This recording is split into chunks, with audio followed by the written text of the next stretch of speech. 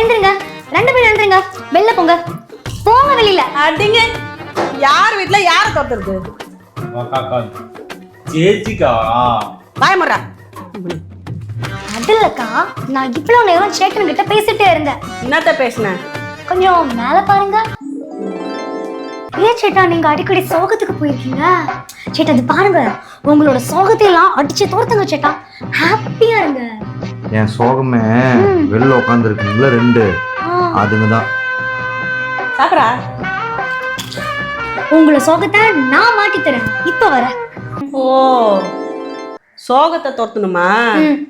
2 நிமிஷத்துல நான் தோத்துறேன் இரு.